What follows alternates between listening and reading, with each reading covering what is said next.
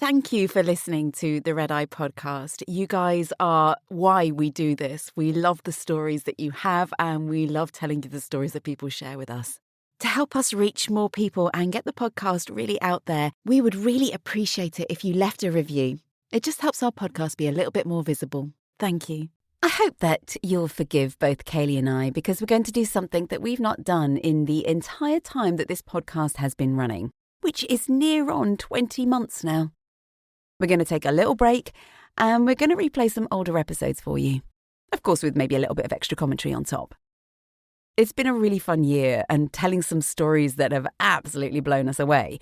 Camel clap, anyone? But the Christmas period means we'd really love to spend some time with our families. I recently lost my voice, as you may be able to hear from my husky tones, and Kaylee has had some issues with her son being in hospital, which you might remember from the episode Surgeon in the Skies. So we want to replay some episodes that haven't received as much love as we think they deserve. Today's story is a Christmas story, and it's one of mine from my days of flying. We released this one last year around Christmas Eve, I think, and it didn't get many plays because people were clearly busy with their families. But it's an important story, and I would love to share it with you. It's about the time that I went to Johannesburg for Christmas. A little bit broken-hearted with an ex-boyfriend that was no good, but I'd managed to organise a trip to an orphanage just outside of Johannesburg. And it completely changed me. I think it's a good time to remember what the true meaning of Christmas is, so I really hope you enjoy this tale.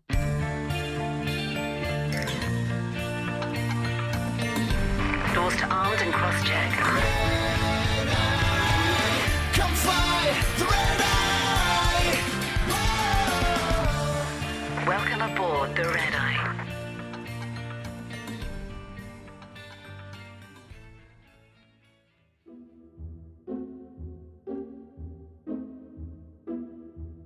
Every year, sometime in November, flight attendants across the globe are hitting refresh over and over on their company portals, waiting for their December rosters to land.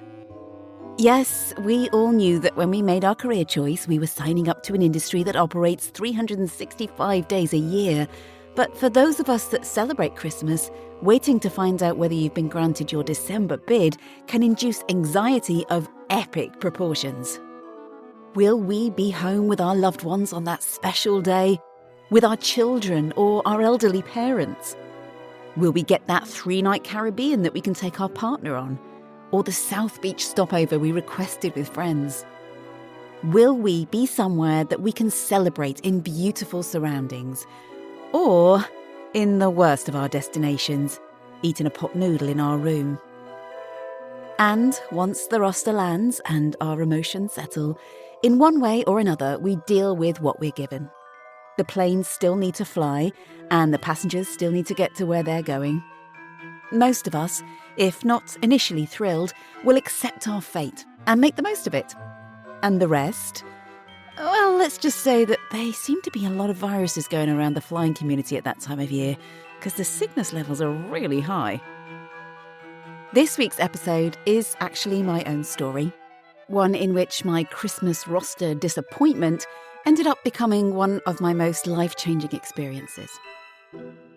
It's dedicated to the Winnie Mabaso Orphanage in Johannesburg, a place close to the hearts of many of my colleagues, and an organisation that my former colleagues have supported for many years. To the kind people who run it, and to the children there, past and present, we hope that this Christmas brings you so much joy and love. You taught me what Christmas and happiness is truly about. Once upon a time, many Christmases ago. Ali stabbed the screen with her finger once more, refreshing the portal. She scrolled down to where her December roster should be appearing any second now, huffing when the page stopped at November, as it had done all day. She glanced up at the clock. It was almost 6 o'clock in the evening.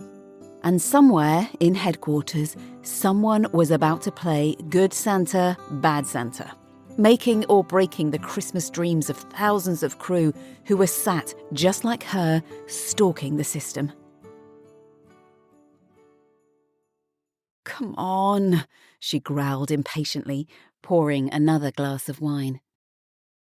Other years, she hadn't been quite so stressed about it, taken things more as they came.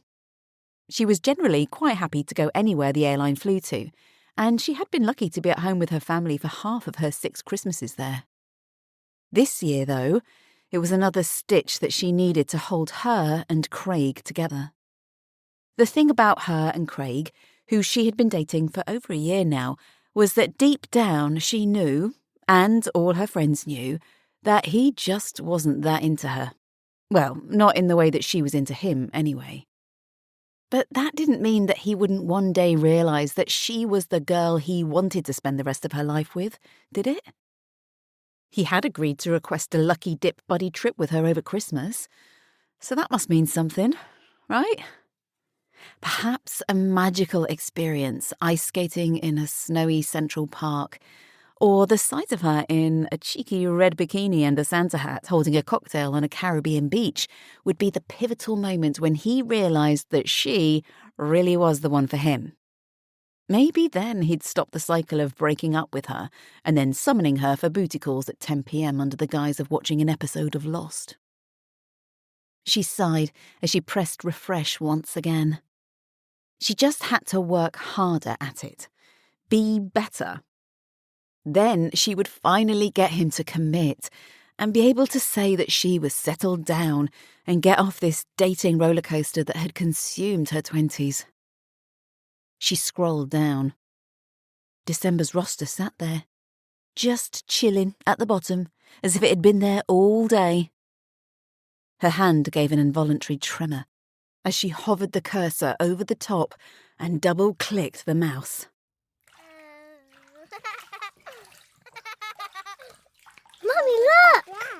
Charlene glanced up from where she was sitting on the lid of the toilet, her laptop open on her lap. Her 2 children, Jacob, 4, and Lily, just 1, were busy trying to splash all of the bathwater out of the tub and onto the floor.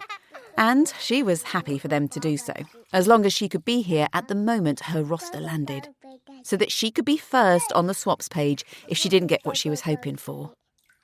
It was almost 6 o'clock, and any time now Adrian in crewing was going to hit the send button and make or break her family's Christmas.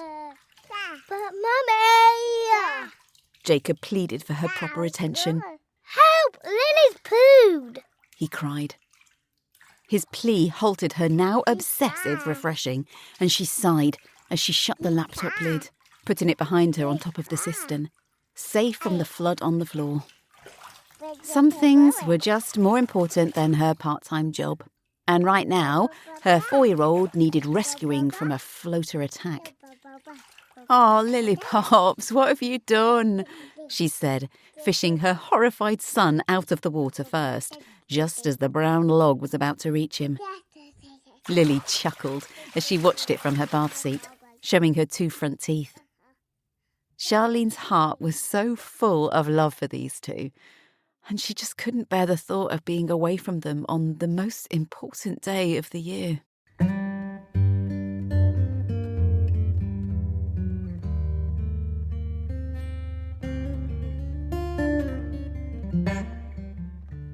Ali's roster loaded onto the screen, and she zoomed into the last part of it.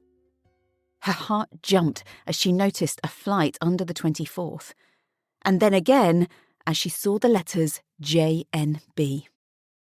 On the crew list, she could see Craig's name. Ali allowed herself a moment of disappointment. She should have been happy. She knew that, after all, they had said they would go anywhere if they were together. But of all the places she'd imagined for her opportunity to secure his adoration, Johannesburg hadn't even crossed her mind. She texted Craig. "Steak and wine, Christmas Day." She forced herself to add a string of happy Christmas emojis afterwards. "Ball run it is then," he texted straight back. "Happy with that?" Ali huffed and took a huge gulp of her wine. She didn't doubt that he was. They were on completely different pages with this relationship, but the roster gods had spoken, and a 12-hour flight on Christmas Eve it was. No romantic Christmas morning where she could surprise him with a Mrs. Claus outfit and a stocking full of thoughtful gifts. Instead, they would be dragging themselves out of crew rest to clean up the toilets and serve breakfast to the passengers. No beach on which she could wear her bikini and Santa hat, and no ice skating rink where she could wear a cute bobble hat and get a red nose. Not even a romantic meal. No, dinner would be out with the whole crew that evening, where Craig would get plastered, talking man shit to the pilots, and only remember she was there when he wanted a drunken shag at the end of the night. She rolled her eyes upwards. Just brilliant. Johannesburg, Christmas Eve was just what she had hoped for. Charlene switched off the landing light and walked quietly down the stairs. She loved this time of night, knowing that her two babies were tucked up asleep, safe and sound in their beds. Joe would be home from work soon, and they could have a couple of hours together before going to bed.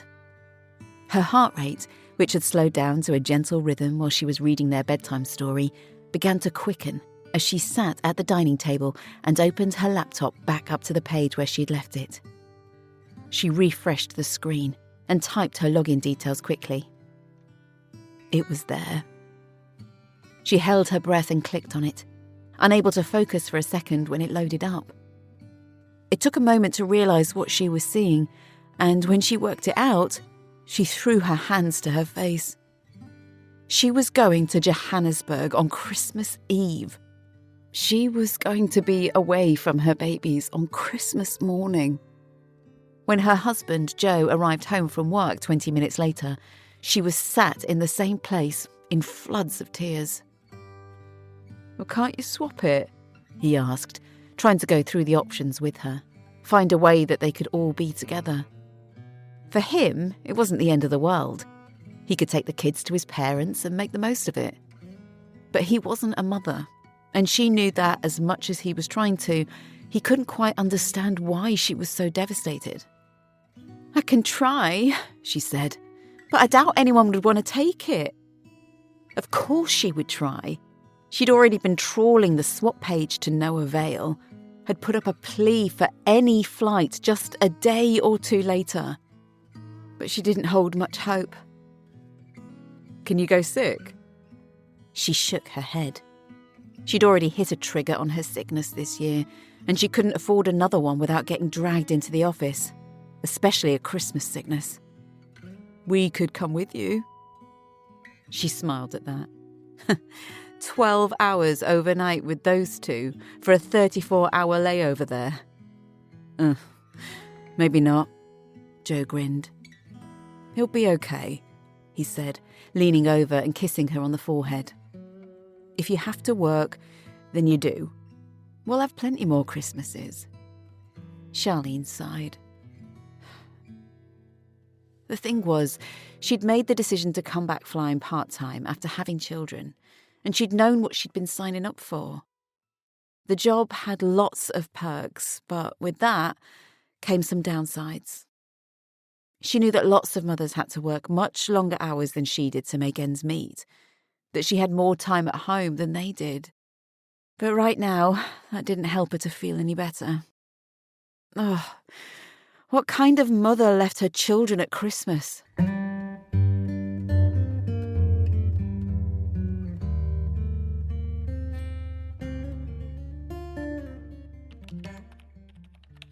Ali wrote the work email addresses of each of her crew into the address line. There were 16 of them in total, 3 pilots and 13 cabin crew.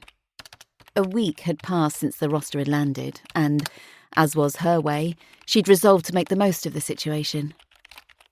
Since it wasn't going to be a trip of romantic significance for her and Craig, then it may as well be significant to someone. In the email, she proposed her idea, having just heard back from her contact in Johannesburg. "I am planning a visit to the orphanage on Christmas Day. The manager has said they'd love to see us, and I'm hoping to get some small gifts together to bring a bit of joy to the children. The plan is that we will leave the hotel about an hour after we get there and be back in time for dinner. If you would like to come, let me know." Also, if you'd like to chip in some money, I'm happy to buy the gifts from us all. See you all Christmas Eve. Much love, Ali. On Christmas Eve, Craig met Ali in the crew car park in London Heathrow to help her with the 2 huge sacks of gifts she had to carry. Every crew member had donated £10 for her to buy presents with, even the ones who wouldn't be coming along. And with a whopping £160 budget to spend in Poundland, she'd managed to buy a gift for each and every one of the children there. And for the staff that looked after them. She'd used any money left over to buy sanitary products for the girls, which the manager had specifically asked for. She didn't really care that Craig had been off all week, or that he'd seemed reluctant to come to the orphanage. To her, the trip was no longer about them. Or him. It was about something so much more important now.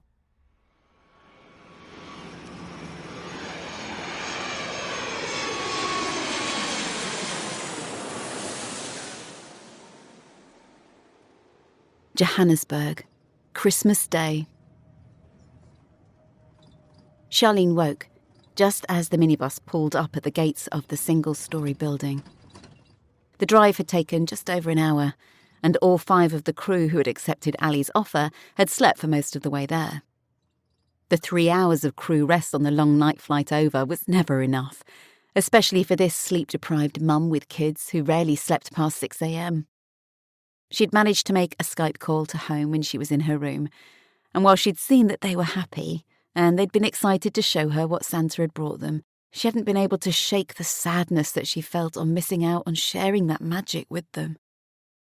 What was worse than the sadness, though, what had burdened her since she'd left home the night before, was the unbearable weight of the guilt that she was carrying for having left them at all.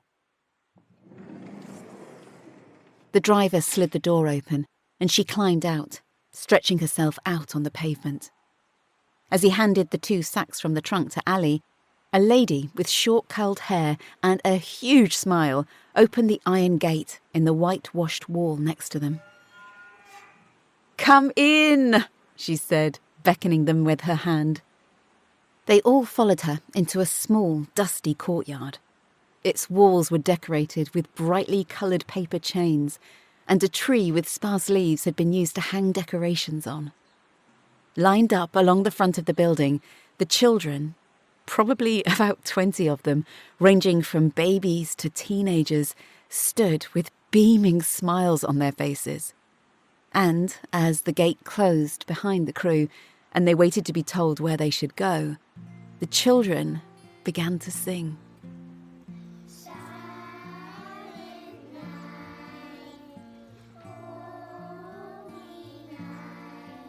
They sang one glorious song after another. They sang Christmas songs and songs she'd never heard before. They sang at the tops of their voices, and every single one of them smiled the brightest of smiles. For them, these strangers they had never met. Completely overwhelmed by the warmth and the joy of these children with no mothers, tears rolled down Charlene's cheeks.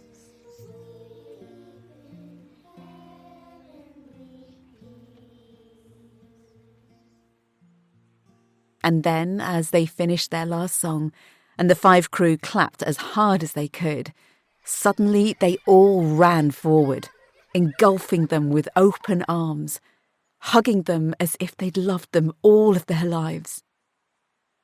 Charlene thought her heart might just break as she hugged them back.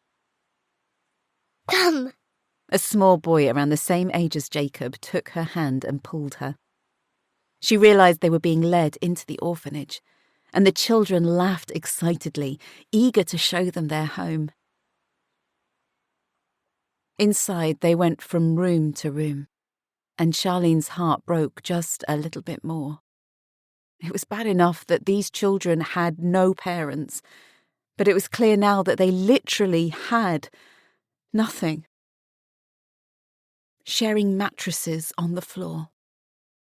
They didn't have teddies on their beds, or boxes of toys everywhere like hers did.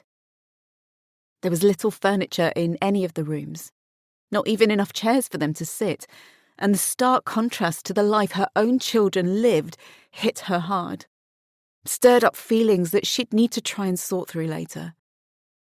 And yet they were happy. Happy with nothing. She looked around at the carers who were with them and could see as she watched them that they were the reason. They had enough love in their hearts for all of these children, and as long as they had love, somewhere safe to live, and food to eat, well, then it seemed to her at that moment that those things alone were the recipe for happiness. Anything else was just extra. "Would you like to give the presents now?" one of the grannies, as they called the elder carers, asked Ali. Ali looked at the 2-year-old girl in her arms. Emile had HIV, and both of her parents had died of AIDS. "Would you like a present?" she asked her, bouncing her up and down. The girl stretched her wide smile even wider and nodded her head. Ali's arms were aching like crazy, but Emile had become firmly attached to her since she'd picked her up 10 minutes ago. She seemed entranced by her blonde hair, which she kept stroking and pulling through her fingers. She carried her over to the chairs that they'd put out for them and joined the rest of the crew as the children lined up to take their turn. Designated by the rest of the crew to go first, Ali took a deep breath as she reached into the sack, looking for a gift for the young boy at the front. She'd marked them all with ages and genders to help with this part. And as she handed him the present, wrapped in cheap Christmas paper, everyone watched on in silence. Suddenly, she felt the weight of her responsibility. As the person who had brought the presents, it was solely down to her as whether they liked them or not. And she wouldn't be able to bear it if she was to disappoint a single one of them. The boy unwrapped the gift slowly, pulling out a toy motorbike with a rider. He fixed it with his gaze for a moment, and Ali's stomach sunk. Did he hate it? He looked up at her, showing her his new toy. "I can keep it?" he asked. "Yes, love, it's all yours," she said, her voice catching as she suddenly felt emotional. "Merry Christmas." He clutched it to his chest and frowned slightly. "All mine?" he asked, as if he didn't believe her. Ali nodded, and after a second, a small smile appeared on his face. And then it grew, bigger and bigger, until he was laughing as he ran to show his friends, leaving Ali with tears in her eyes behind him.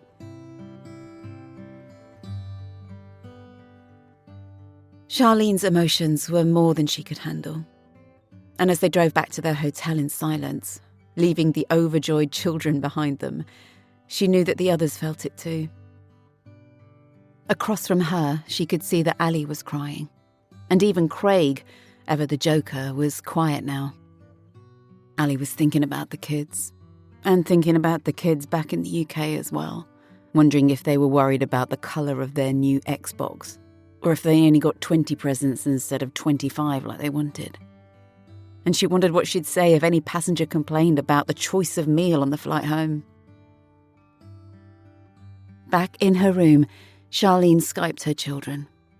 But this time, instead of feeling sad, she joined in their happiness, unburdened of the guilt that she'd been carrying. She worked so that her children could have a lovely life. On just Joe's wages, they wouldn't be able to have all the nice things they did. And when they were older, she was going to show them the world. Her children were loved and cherished and had everything they needed, and so much more. And her being away on Christmas Day shouldn't and wasn't affecting their happiness. Instead of feeling guilty now, She just felt incredibly grateful for all that she had.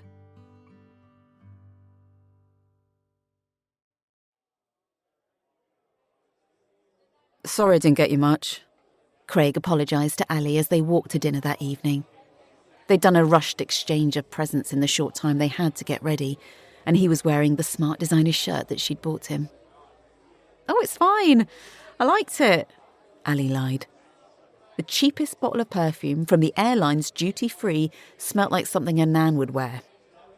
And, in fact, she thought it should probably be re-gifted to her. In comparison to the stocking full of thoughtful gifts that she'd spent months and a small fortune buying for him, it was almost an insult. She smiled, though, as she realised that she literally didn't care. In the whole of their relationship, Craig had been quite consistent in his lack of thoughtfulness, reminding her time and again of how much effort he didn't need to make for her. Usually, it would hurt her feelings or make her feel bad about herself, but not today. Today, she'd changed. She had seen how happy people could be with nothing. She didn't need things. She just needed people who loved her, like her friends and her family did. Like those carers loved those children and they loved them back. Like someone she hadn't even met yet might do to her one day. In the perfect story, she would have realised in that moment that Craig never would love her that way, and that she would break up with him as soon as she got home. But I didn't. Because let's face it, we all make very stupid mistakes in our 20s and really do think that we can change a man. But I did change that day. Seeing those children and what they lived with, it made me have an appreciation for every single thing that I do have. And as the years went by, the cabin crew would continue to support those orphans and the people that cared for them. Every year, cabin crew get together and make boxes for children and their carers. Fun things, things they need, little treats, just to let them know that we're thinking of them and that we love them. And the crew do this all on their own back, no support from the airline. They ship hundreds of boxes throughout the year and even more at Christmas, down to Johannesburg, where somebody from the orphanage comes along and picks them up to take them to the children. And that's the true meaning of Christmas. It's not the crappy gifts that we give each other. It's the time we spend with each other. And the gift that cabin crew get throughout their careers is having the opportunity to go out there and meet people who are different from us, and to hopefully try and make a difference in someone else's life.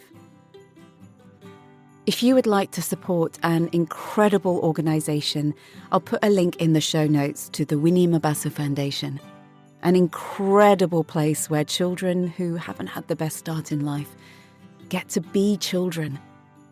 They get to be loved, and they get given the chance of a future that they wouldn't have had. I'd love it if you go and support them this Christmas. And from the Red Eye Podcast, we wish you all a very Merry Christmas and a Happy New Year.